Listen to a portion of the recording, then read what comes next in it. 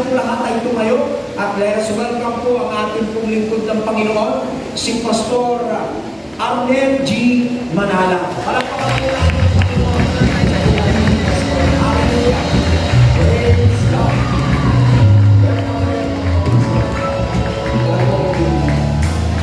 Walang pangunawa natin ang mga kasunod.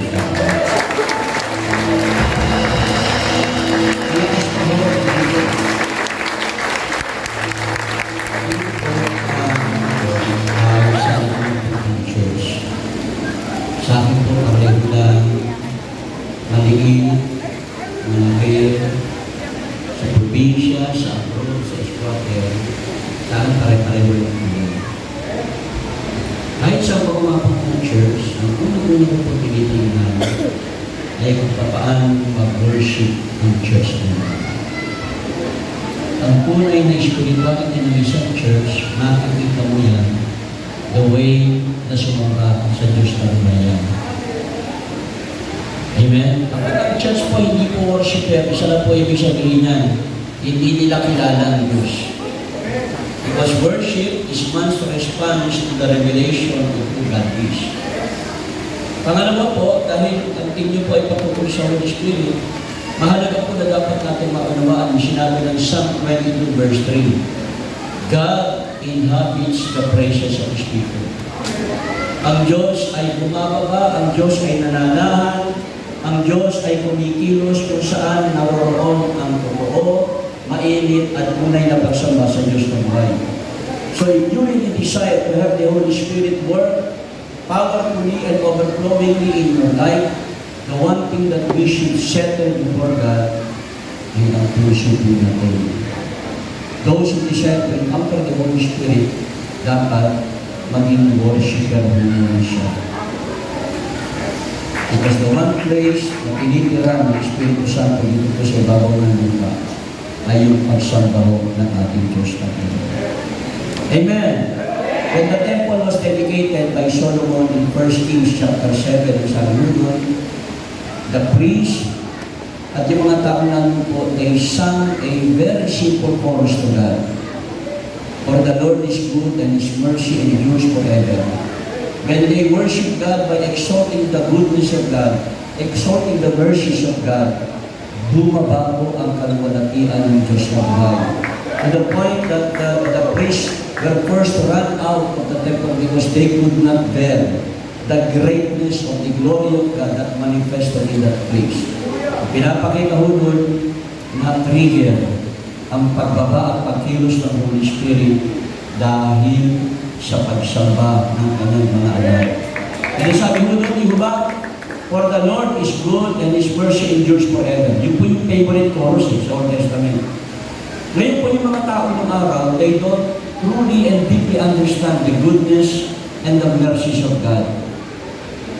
Pero nung bumaba ang Panginoon Kristo 2,000 years ago, one of the reasons Jesus Christ came into this world is not only to provide perfect atonement for our sins, but to define and to demonstrate the goodness and the mercies of God.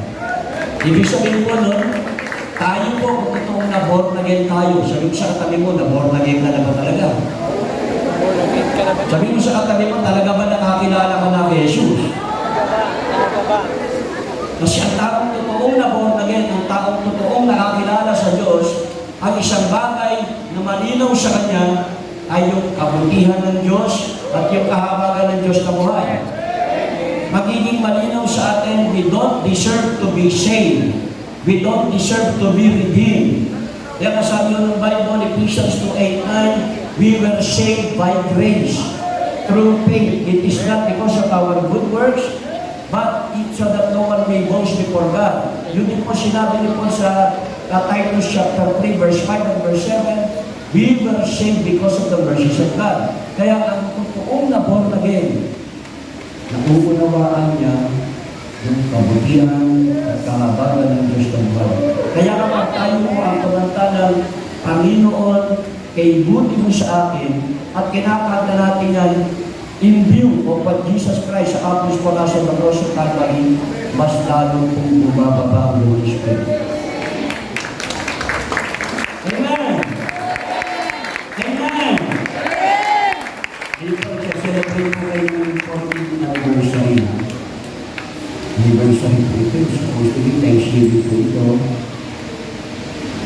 You cannot truly celebrate anniversary kapag sa puso natin ang dami pa rin natin reklamo, ang dami natin memory, ang nalutang angal, lahat na lang nireklamo natin, lahat inaangal natin, ang nakikita natin yung kakulangan.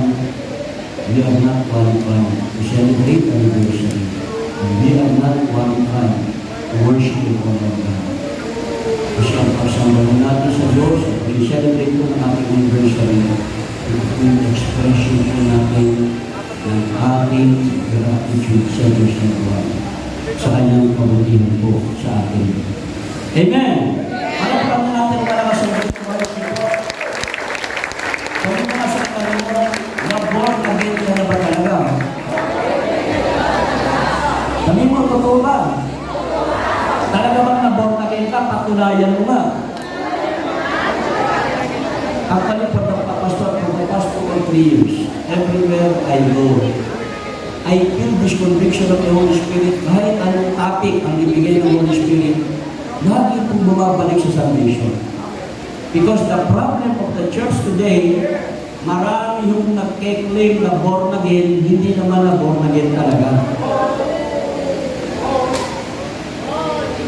Marami yung nagsasabi na born again sa permission na born again. Ang may kasalanan dyan ng mga pastor. Ang may kasalanan dyan ng church. Why? Kasi pinalablaw natin yung gospel. Ginawa natin attractive yung gospel. So yung sa totoo lang yung gospel, hindi siya attractive. Offensive ang gospel. Ang ginawa po ng mga pastor, para dumami lang ang umating, dumami ang tao, pinalablaw yung gospel. Sige kapatid, pareho lang tayo. Hindi tayo pareho. Magkaiba ang religion sa tunay na pakikipagrelasyon kay Lord. Magkaiba ang buhay sa mundo sa kaharian po ng Diyos na buhay. That's why Jesus Christ came into this world. He preached the central message of the kingdom of God. The kingdom of God is a new lifestyle, purely based on the culture and on the laws of the Word of God.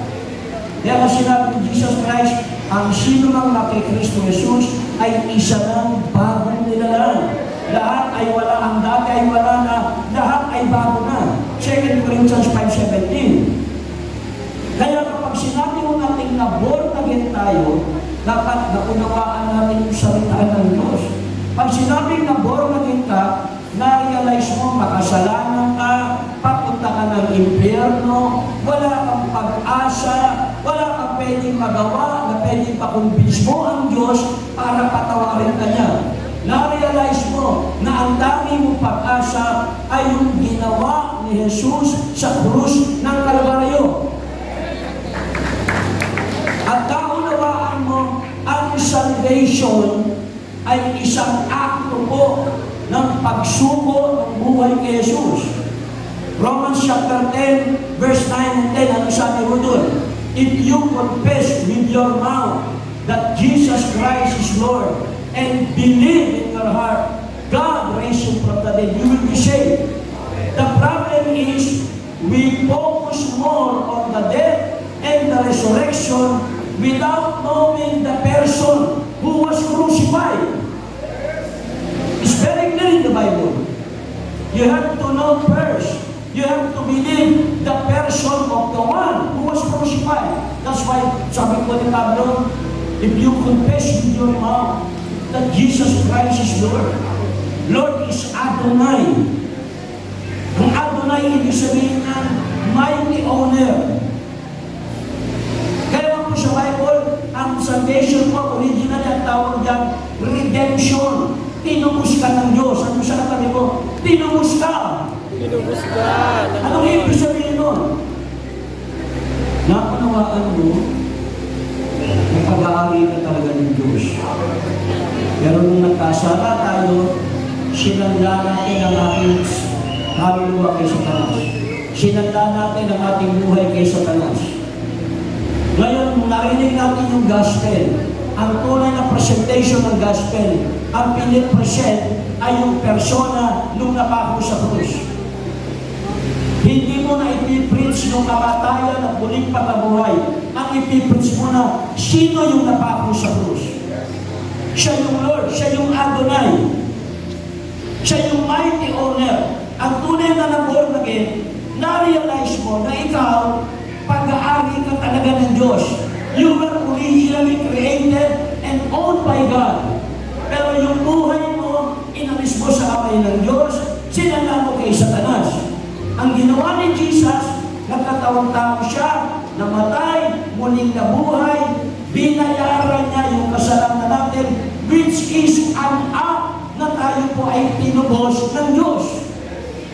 Binawi tayo, yung ownership ng buhay natin ay binawi ni Jesus mula sa kamay ng kaaway. Kaya ang tunay na born again, if you confess with your mouth that Jesus Christ is Lord, ibig sabihin mo na unawaan mo, ikaw ay kusang loob na bumabalik sa tunay na may-ari sa iyo. You are returning back to your Creator. You are returning back to your original owner, which is Lord. Yung pinakanta natin kanina, Adonai, nang ibig sabihin mighty owner. Yan talaga na born again ka, kapatid. Ibig sabihin niyan, sinuko mo yung buhay mo kay Jesus.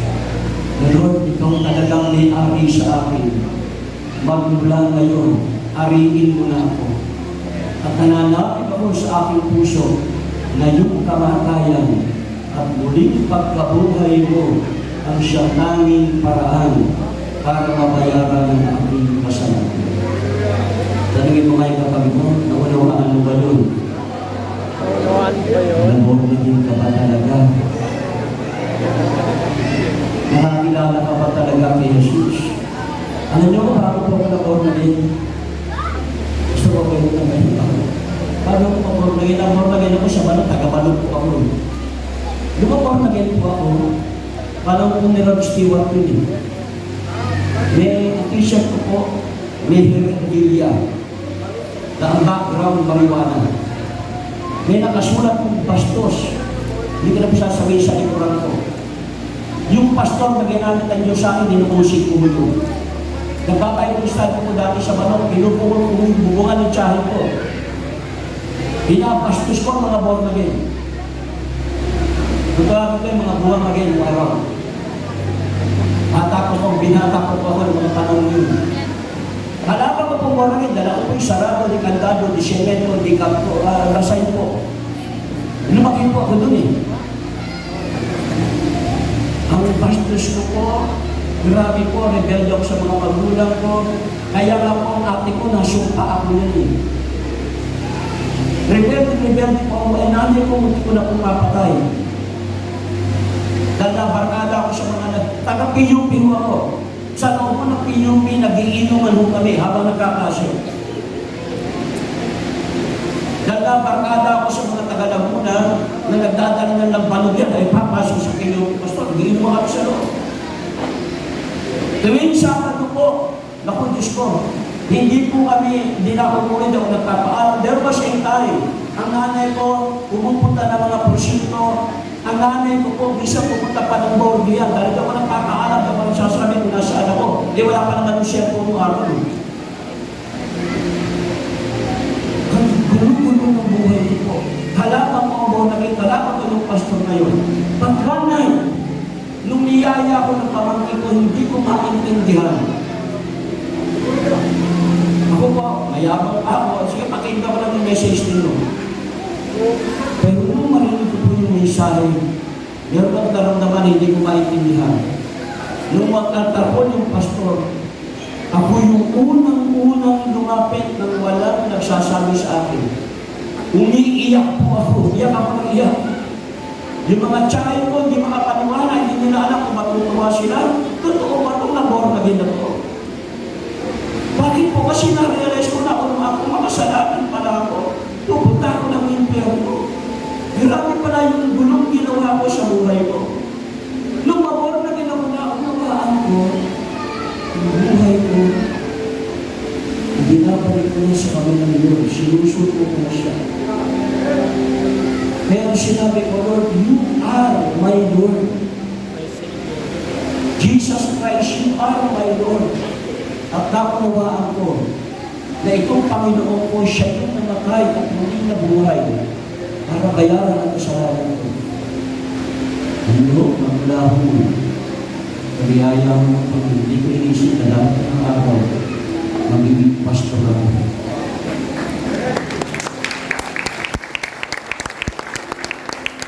Nakasahin ko na kayo pagkakagdeklenduwa kami, yung mga paniwala na magiging pastor ako dahil alam nila yung kalamuhan ko.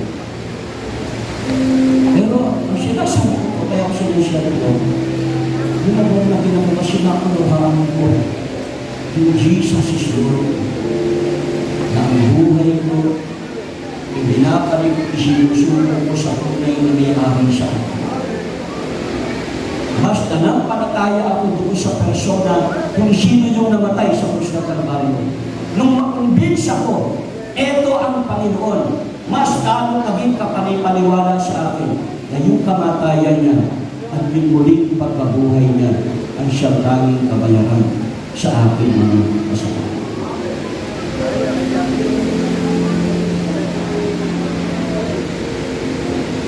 Sino mo ito gusto magsubo ng buhay niyo? Eh, pangtaas ka po ako. Yung totoo po, talagang Lord, naunawaan ko. Susubo ako ng buhay ko sa iyo. Naunawaan ko na ikaw ang may-ari sa akin. Naunawaan ko, Lord. Wala akong pagkapag-asa kung hindi ka namatay at muling nabuhay para sa akin. Tatanggapin kita hindi lang bilang tagapagligtas, kundi higit sa lahat, tinatanggap kita bilang Panginoon ko, bilang Adonai ko, bilang may-ari ng ating buhay. Pagkitasyap natin natin kamay. Pwede ko ba tayo magyukod ng ating ulo, mapigil po tayo ng ating mata? Sumunod po tayo sa maikling panalangin po ito, ha? Huwag po kayo kaya, pray this prayer with surrender and faith. Sabihin natin, Panginoong Jesus, kinikilala po kita bilang tunay na may-ari ng ating buhay. Ikaw ang aking Panginoon. Inaamin ko po, naging suwain ako. Lumayo ako sa iyo. Hindi ko kinilala ang pagiging Panginoon ko sa aking buhay. Patawarin mo po ako sa lahat ng aking mga kasalanan. Linisin mo po ako ng banal mong dugo. At sa oras na ito, Panginoong Jesus, sumusuko ako sa iyo. Sumasampalataya ako sa iyo. Bilang Adonai ng buhay ko. Panginoon ng aking buhay. Sarili kong tagapagligtas. At ang iisa kong pag-asa.